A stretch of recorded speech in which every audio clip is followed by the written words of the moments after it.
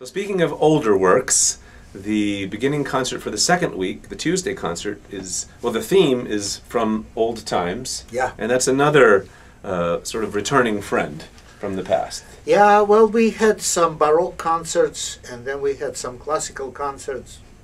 But this time we are going to introduce program of both eras. Music of Vivaldi, Johann Sebastian Bach, and then Haydn and Mozart. So therefore it is both eras of Baroque and early classics, and we call it from the old times. Starting with Bach's Brandenburg Concerto No. 1. Number 1, yes. Which is the largest scoring of his Brandenburg concertos. And of course it's always interesting to think of Bach's Brandenburg concertos because these are not pieces that he sat down and decided, I'm going to write Brandenburg concertos. He had seen that things were changing at his job in Curtin and thought, well, maybe I need to look around. And he pulled together 6 of his concertos that he had written there for the court in Curtin and sent them off to the Margrave of Brandenburg, basically as a job application, and never heard anything back from the Margrave. And then the Margrave got his name attached to some of the greatest Baroque concertos ever written. I think the Margrave got the better end of that deal, actually. Yes. I wonder why he never replied. Maybe Bach changed his email address. He might have changed his email address. I never thought of that. Yeah, well, because this idea of never reply back, it rings the bell, you know. Yeah, it's kind of familiar. It's true. It's true. I just had an email in my inbox today from a composer sort of asking me, why haven't you read my piece yet? So I know the feeling. Right.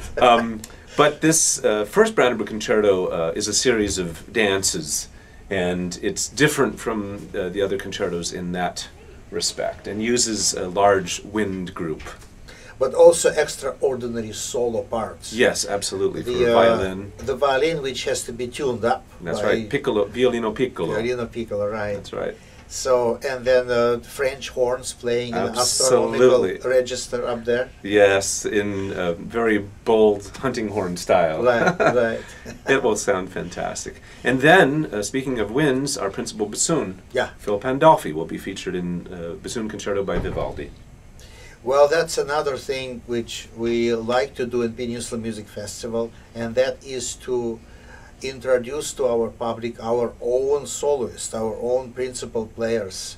And it is, I think, long overdue for Phil to come up and play solo. So we're delighted that he will be playing Vivaldi Bassoon Concerto. And then from the Baroque in the first half, we go to the Concerto by Mozart in G major. Yes, and that concerto will be played by Ritorni, another young man from Mena School of Music, who is now a doctoral student.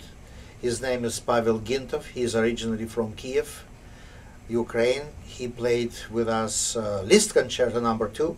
Now he will be playing Mozart's G major Concerto No. 17, one of the most sublime, or sublime, how you say that, sublime? You say sublime, I say sublime, you'll say potato, it's, you know, etc. Okay, all right. You say Carmina, I say Carmina. Oh, never mind. You can edit that out if you want. Oh, that's fine. That's great. All right. Well, look, we are not in a museum here, right? That's for sure. I don't want ever public to feel that symphony orchestra and a classical music is something like a fossil from previous eras and museum pieces. No, we are alive. We are enjoying classical music because it speaks to us just like our everyday life speaks to us, so we react to classical music in the same way. That's right. We're part of it. Speaking of enjoyment, I don't think there's ever been a composer who enjoyed life or music more than Haydn. Yes.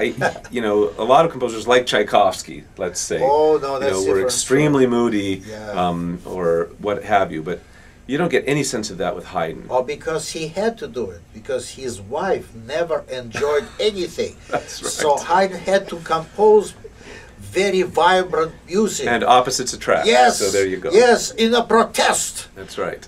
And of course, near the end of his career, when his duties had lessened in the court of Esterházy, he was able to take 2 famous trips to England. And the symphony that you'll present, number 92, is from that group, the Oxford Symphony. Yes.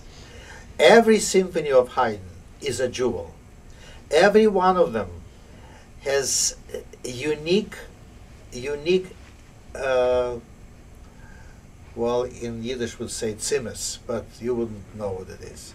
It is some kind of special ingredient. In all 104 to 107, depending how you count them, I completely agree. There is always something Right. different I'm or fine unique. with 104, you know, I'm just fine with that. Yeah. Well, I have to say I've never done 106 or 105, 6, or 7. So I just found, and it's true from this very first symphony. Even the very short 12 to 14 minute symphonies from the first 20 or so, there's always something unique. Absolutely, yes. And 92 has not been heard at PMF for a long time. Oh, yes. I would put it at 28 to 30 years. Hmm. So it's time to repeat it. Absolutely.